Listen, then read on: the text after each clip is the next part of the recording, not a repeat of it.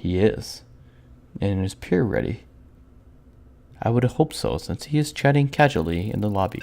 Looks like he's not even going to confirm the game's going to start. This is the ace match of this best of 9 series between the Confederation and Rival Gaming on Deadwing Letter Edition. Alright, let's see if we can get these player introductions just a teeny bit better.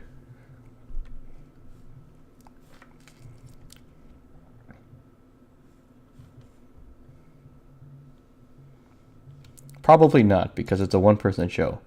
But we're going to try it.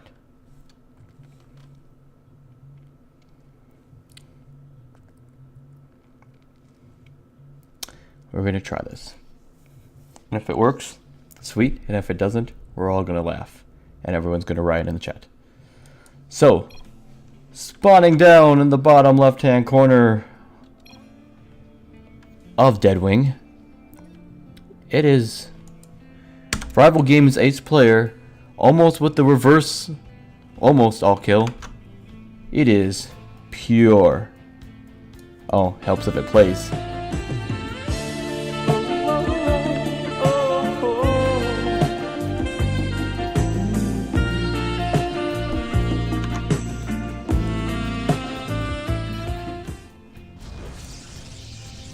And in the top right hand corner, it is from the Confederation. He is the ace player shouting out to me. Aw, he's shouting out to the casters and players that are involved tonight.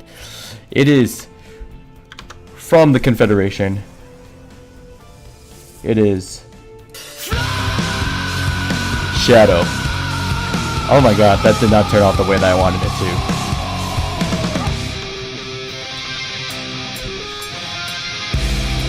But it was worth a try. So, 4-4. It is the final match of this best of 9. So whoever wins this match wins the war.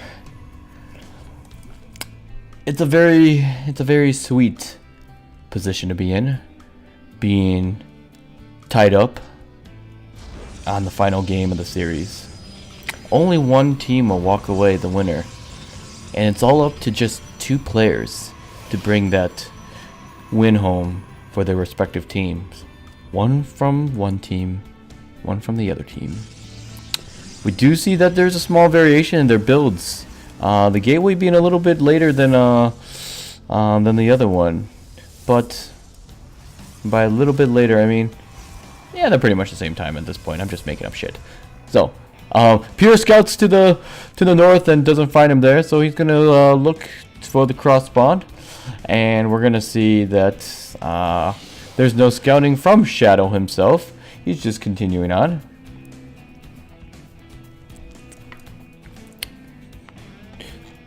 We see that his Cybercore is about 7 seconds faster than Pure's, but Pure is also getting a gateway before excuse me, before Shadow is. We do see the Mothership Core coming out for Shadow, so it's going to come faster than Pure because he is farther ahead than Pure with his Cyber Core. So, interesting to see little timings here. Whether that's intentional or unintentional of players or not, that's another question, but we're not going to go down that route. We do see the Mothership Core finishing up for Pure. He's choosing not to put the Chrono. He's actually saving up that Chrono for something, so we're going to see what he's going to be saving that up for. We do see a Twilight Council for ConFed. He's going to put it in the very, very side of the map, so I'm looking to hide that. Does this mean DTs? Does this mean Blink? We'll find out in about 25 seconds. 25 in-game seconds. Stalker comes out. He's making sure that there's no proxy pylons being placed anywhere near his base that he could lose to, but he's not going to see anything. We're going to see basically the same thing for this Stalker, except for he's going to go see if he can scout and figure out where Pure is. We're going to follow the red trail. Yeah. So, we do see the Dark Shrine being placed down by our Confederation player, right next to the Twilight Council. Now, the question is, will Pure be able to figure out that this is a DT rush? Probably not, because he doesn't have anyone anywhere close to it. But we do see that there's going to be stalker battles, because they're going to pass each other. Pure notices this first, and 2 stalkers against 1. They're going to take out one of the stalkers. However, the stalkers do appear to have missed this probe, who's hiding stealthily behind this wall. They're going to put on some pressure, and there's going to be a Stargate, so he could just pump out an Oracle, and then just cast Revelation to reveal, or, yeah, Revelation's the one that starts detection. So, he could do that, but there's going to be Stalker pressure. But then again, now that we think about it, he could do some damage right here. But also DTs could get warped in. So Pure's gonna work on this pylon, baits out the stalkers, and even gets one, so good for him. But he's gonna kind of back off and wait for that photon overcharge to go, or maybe he's just gonna go home. He can't really do much more damage. But the real question is, when does that DT come in? We do see the transition to robotics bay, so he might be getting a observer out just in case, but that's to be seen. We do see the Oracle is out though, so this Oracle needs to come out faster because this DT is going to come up. He's going to come up.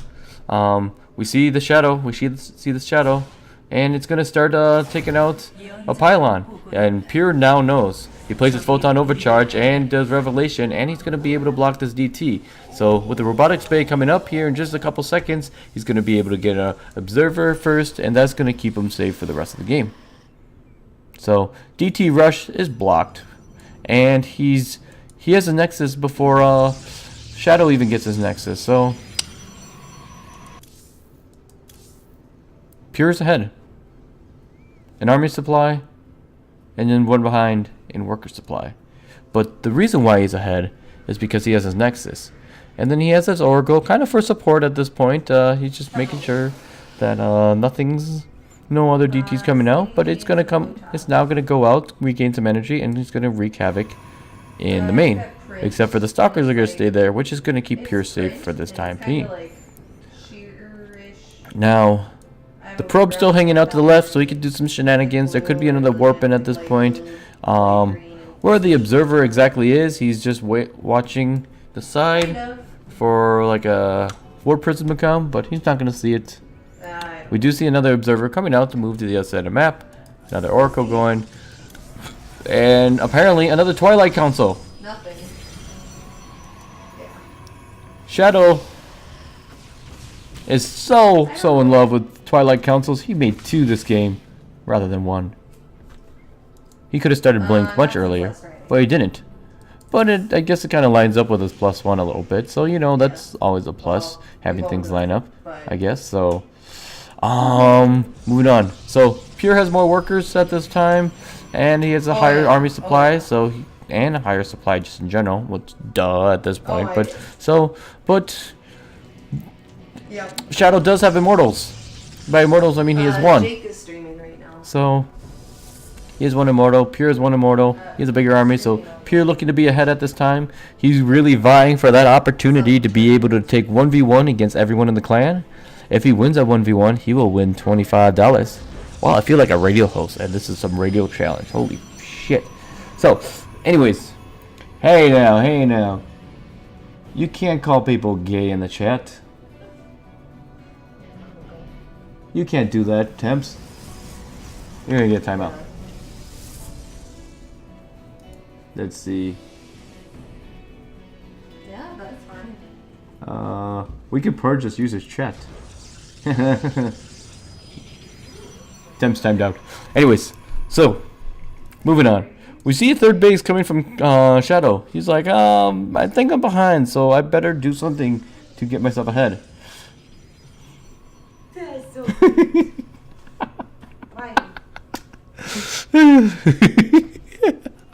Sorry, Temps.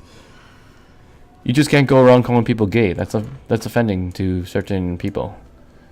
I'm just saying. certain people take offense to that. Personally, I don't, but Caleb, you know, Caleb could be gay himself. He may not know it, but he could be gay. That just makes you insensitive at that point when he does realize he's gay. So we can't joke around about that. So yeah. But at this time, take another drink, MDK. Oracle's coming in. He's not really doing anything. He's almost scouting, but looks like someone's gonna try to snipe him, but he cuts out in time. He is gonna go to the natural to see. Oh, he puts on that.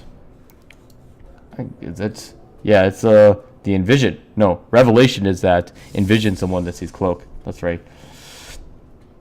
So, it's okay. Temp should be back in the chat just shortly. I know, we're all very sad that Temp's got himself 1 second 1 second timeout. But he'll be back. He'll be back. He'll be back with his trashy internet. Anyways, moving on. So Pure's army is out. It's at the Zelnaga Cavern. It's a pretty decent size. It's actually 25 supply, a little more over 25 supply ahead of Shadows. But Shadow does have the high ground going for him. So 3 Immortals against 3 Immortals. We got a couple Archons in the mix, but we have a lot of Zealots here. So, you know, things might even out, even though there's less AoE damage for Pure. He also has more army supply. So with this amount of Zealots and having the Oracle to even like both Oracles even to just get their DPS out and then getting his own Archons, like he's getting ready to just lay it all out. So another pylon goes down. He's gonna go up the ramp. We see that the laser beams activate. The Zealots are all gonna engage each other. The Archons are doing their AoE damage, and we do see the time warp going down, but what's that gonna do? Nothing. It's only half the army fighting at this point in time. The Immortals are starting to go down from the Oracles, and it's Pure's army is taking down that third base, so that is a wasted 400 minerals from Confederation's Shadow. He's gonna push in here.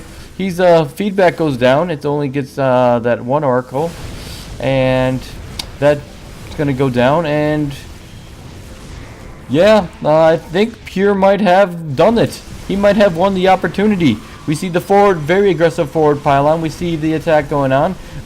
In the corner, dancing Oracles with their shiny strobe lights. These Immortals are starting to go down. DTs are being pumped out. They actually might save the day if Envision doesn't, or Revelation doesn't get casted, or an Observer doesn't get here. So DTs might actually save the day, but with the natural being taken out, this might be a little too much. This might be a little too much. So Oracle's just running around because it can. Shadow calls GG, and Pure takes it. So Rival Gaming wins the clan war by the skin of its teeth, having to rely on Pure to get 4 wins at the very end of the clan war. Of course, Caleb did a little bit of work there, just 1 win, but he got wrecked by a speedling attack. So, you know, we're not going to talk about that. So Pure comes back for Rival on a 4-1 deficit in order to win this clan war. So Pure not only wins the clan war for Rival Gaming, he wins the opportunity to win $25 from my own pocket. This is how it will work. I will be setting up a spreadsheet on Google Drive, and I'm going to list out every active member of Rival Gaming. And if Pure can beat each member of Rival Gaming in a best-of-1 series for every player, he'll win $25. Can you believe it? Oh my god, I just realized that by putting my voice closer to the mic and how it's set up, it puts my head away from the webcam, so it looks really, really awkward as hell. So, but anyways. So the clan war, it ends in 5-4. It's Rival Gaming with 5 wins, and the Confederation with 4 wins. So community clan wars, that got super exciting. With we got a little bit of tension building up. The Confederation was pulling ahead. They almost had it, and then Rival Gaming was able to bring it back with Pure getting 4 out of the 5 wins for the game. So GG everyone. We're, of course, when the clan war ends, we're up to 25 viewers on here. So should have been 25 to begin with. Guys, you're killing esports. Killing esports. Really. So, what did we learn today, boys? We learned that intro music is really cool if you do it right. Didn't do it right any of those times, but we'll figure out how that works in a one-man situation. And what else did we learn? We also learned the Confederation has Yachtmaster to be the best. So, let's see if we can get Pure in for an interview. And we're gonna see if Pure gets in for an interview. We're gonna get him in. So, hello, Pure. How you doing today? Pretty good. How about yourself? Oh, just dandy. Just got done casting a best of 9 where you ended up pulling through for Rival Gaming, bringing the almost reversed all kill for our clan. Oh yeah, I was almost there. Almost there, but Caleb had to win one game, so he kind of stole it from you. Yeah, he ruined it for me. He ruined it. Yeah, but hey, he kind of laid the groundwork for you. You know, it's like the sidekick that just like is that one step, and then you like step on his back to take out all the like people, you know, like in I'll those be sure like to let action him know movies. that you called him my sidekick. It was just a metaphor. It's not actually. Anyways, so how did you feel about the first game when you're up, when you went full sky toss? That was quite the, not only the opener, but just the follow through in the game. You started with the 4 Void Rays, and then you transitioned to carriers into quadruple Stargate. Like, what were you thinking at that point in time? Did you really feel like, were you just kind of trolling around thinking you were going to lose that game, and it just kind of worked? Or tell me more about it. No, actually, that's just how I play most Protoss versus Zerg games. So I mean, it's a pretty strong build, but it is, you know, as Skytoss, kind of like Mech, it's not completely viable in that matchup unless it's a little bit of a surprise. So it worked out for me because for the most part it was a little bit of a surprise. I didn't get any damage done. I was really hoping to snipe a hatchery right away with 4 Void Rays, but he had a lot of queens and he was just ready. I tried to juke them, but it just didn't happen. So he was just kind of ready to stop it. I'm not sure if that's because he knew it was coming or if he was just planning on doing some sort of Hydra Queen timing with that Nidus Canal all along, and it just happened to work out for him. But that was a little frustrating to not get any damage, because I feel if you don't get damage right away like that, you're a little bit behind. But he fought into the cannons, fought with an overcharge. I was able to come up from behind and snipe the Nidus, and then after that, the battle there, I actually felt like I had the game in the bag. Yeah, nice. It was certainly an entertaining game to watch. I know you've been messing around with Stargate, but I didn't quite expect it to come out just like that. So maybe like transitioning into it early, but it was just, hey, I'm going Skytoss. I'm not even getting Warp Gate. Right. That's the first time I've seen +3 air attack being researched. So, okay. So second game. Tell us more about the second game that you played. It was a PvP, I believe. Oh, the PvP. Okay, so I kind of open every PvP the same way. I always open with the 5 Stalker Rush because I think it's a really versatile, safe build, and I can transition into whatever I want depending on what I see from my opponent. So I like to play Protoss versus Protoss reactively, whereas I feel most Protoss players go into the matchup saying, I'm going to do this, I'm going to Twilight, I'm going to Stargate, whatever it is. Whereas I like to play reactively and say, okay, he's doing this, I'm going to counter with this. That's kind of how I like to play that matchup. And because I've gotten really good at not scouting and figuring out what they're doing based off their compositions, I walked up there at ramp, I was like, there's no expansion. So I doubt it's a quick DT expand because there's no expansion. But he's got 3 Stalkers and I don't see anything else. So my gut was just telling me this is a blink all in, so I just had to back off. Yeah, and he ended up going for those DTs. But the interesting thing was that the little like surround that you got, I assume that was planned with those Colossus transition? Yeah, most players don't have that many Colossi when I go out to attack them. It's an all-in variation of the build that I'd like to do in macro game. I just kind of looked at the game and said, you know what, I can win this game now, so why put it off? I didn't think he had a stronger composition, and I got there. He actually had more Colossus than I was expecting, but I knew I could do it because I've taken out many Colossi before with this same build. So I saw what he had, and I saw his Mothership Core kind of hanging out, but he didn't want to use that Time Warp, so I knew if I just attacked straight into the Time Warp with all my army that I was just going to die, since he's going to kite me all day and use the Colossus to cut that choke, so I had to hit him from two sides in order to win that game. Yeah, definitely. It's really amazing what like a small flank will do, how that will change the outcome of a fight. So game number three. Walk me through that. It looks like you took a little note from the last clan where we casted on, what was it, Thursday, where there's that Immortal Zealot push with the Warp Prism. So I've actually been doing that build since Gold League. You know, it's one of the very first builds that I took from Day 9's videos. It's just a Naniwa Immortal Zealot Warp Prism all in. It's different from the one that we watched in the other clan war because this one gets a +1 upgrade. All around pretty strong. If you get your timing down, you're going to crush many Zergs that don't know exactly when they say it. Hey, I need to stop droning this natural. I need army now. Because if this snowballs, it's over. Yeah, most definitely. So finally, that last game, there's a DT rush that was coming out, and luckily you were able to get that Oracle out in time. So do you always? I noticed this. Did you always like put a Stargate out? Like, at least these two game PvPs, you always put a Stargate out before you put any other attack, but you didn't necessarily get something out of that Stargate right away until you kind of felt it out. Is that just like normal spider sense, or what's going on? Tell me about that. Yeah, sort of. No, I really like Stargate.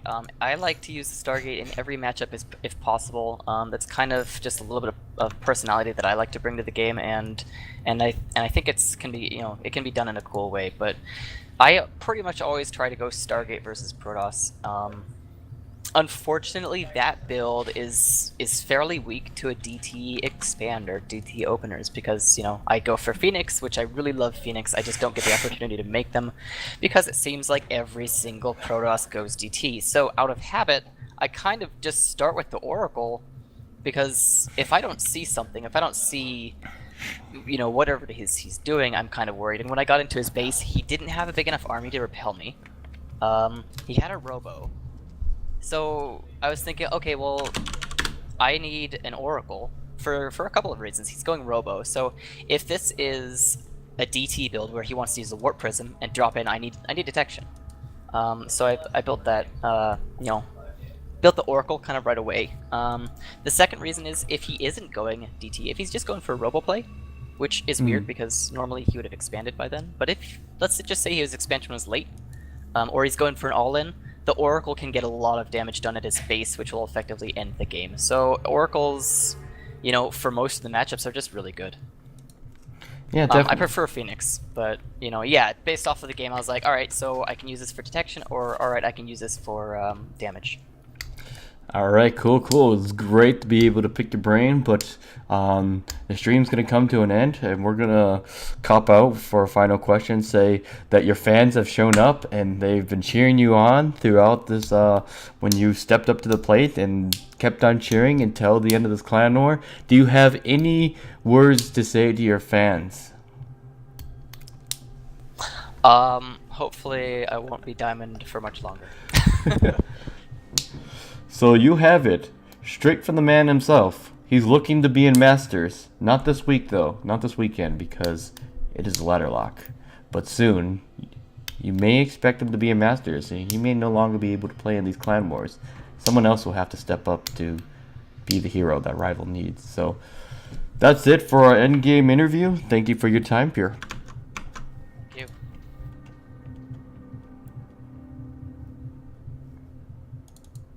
All right, so let's wrap this up really quick. So if you want to follow my stream, you can go ahead and click the follow button for Twitch, twitch.tv/Hawkeye59 is the URL, just in case you're old school and don't click that follow button. You just navigate to it whenever you feel like typing on your keyboard. You can also go to my YouTube channel. That's the real JK1. So youtube.com/user/the real JK1, because some douchebag already took the real JK. So finally, if you feel like following me on the Twitters, because you're a little birdie like me, you can follow me at the real JK. That's actually one that I got beforehand. So that is where you can follow me on Twitter. You can see lots of commentary of public radio posts, or see me talking to various Fargo community members, or talking about entrepreneurship, or talking about the StarCraft stream, which is probably what most of you guys will be interested in. But there's other topics in there as well.